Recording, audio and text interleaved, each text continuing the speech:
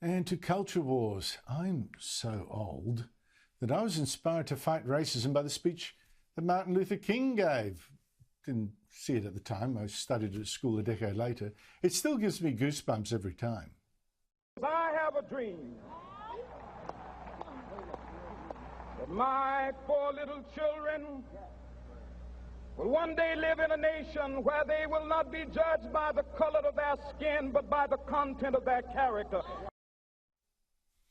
Now, I still think that is the ultimate expression of true anti-racism. But today, Martin Luther King would be treated like some right-wing racist saying that. Sometimes like I am. Because the anti-racists today want to bring back the racial division that he fought, and even the segregation he fought. I have a dream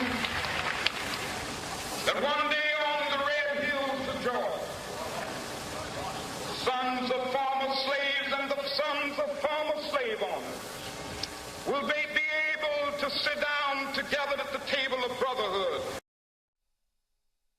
That, sitting down together, is exactly not what the modern anti-racist wants.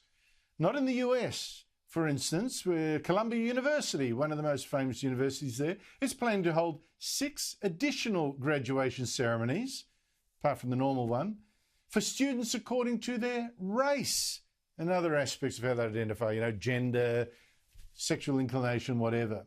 But race. And the same poison's here too. Queensland University even banned white students from its Aborigines-only computer lab. Joining me on Culture Wars is Rowan Dean, author, editor of The Spectator Australia and host of Outsiders on Sky News every Sunday at 9 a.m. Rowan Dean, lovely to speak to you, but good to see you, Andrew. Honestly, today's Martin Luther King. How would his speech go today, do you think? I have a dream where one day my 4 daughters will be judged by the colour of their skin, and we'll have a blacks-owned graduation ceremony at a university with a blacks-only computer lab. Yeah, exactly.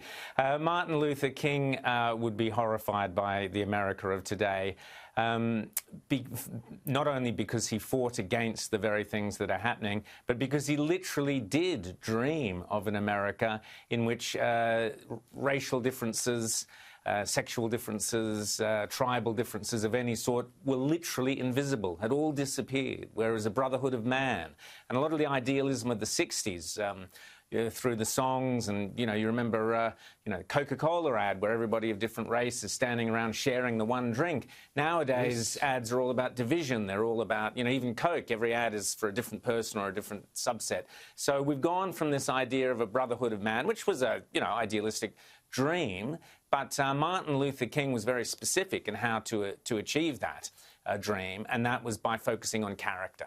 Character must trump everything, he said. Character is ahead of any other definition, so judge every individual by their moral character, their merit as a person who strives to do good in the world.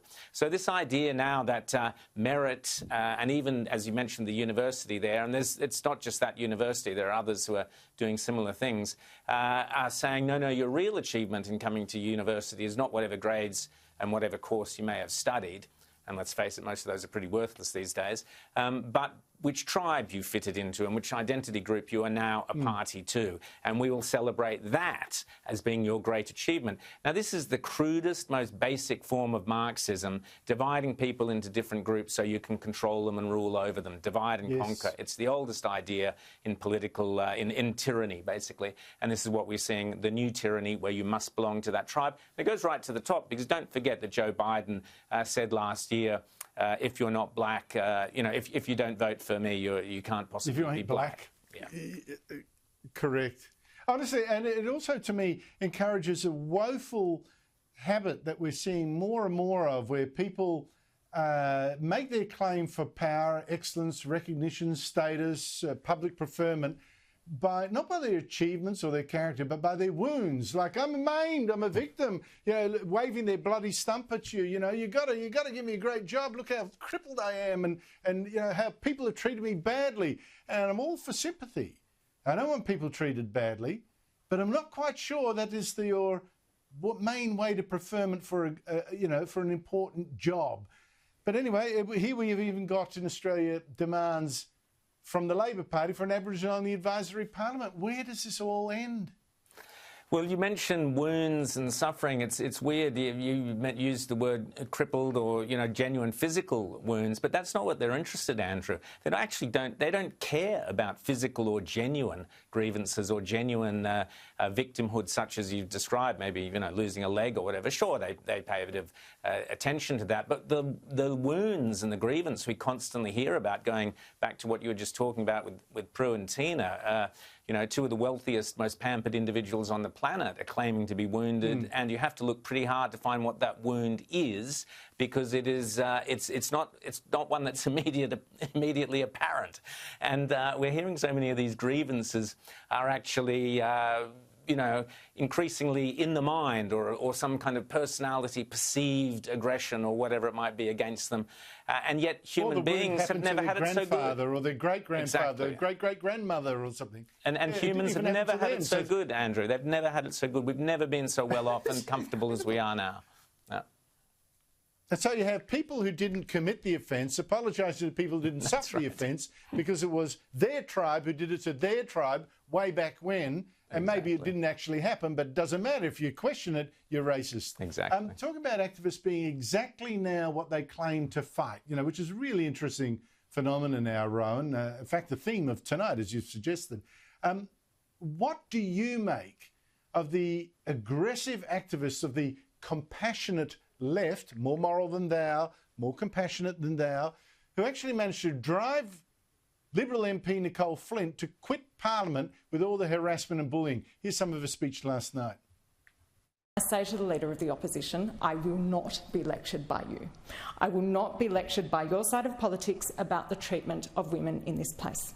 I asked the Leader of the Opposition, where was he and where was his predecessor and where were the senior Labor women when Get Up Labor and the union supporters chased, harassed and screamed at me everywhere I went in the lead up to the 2019 election.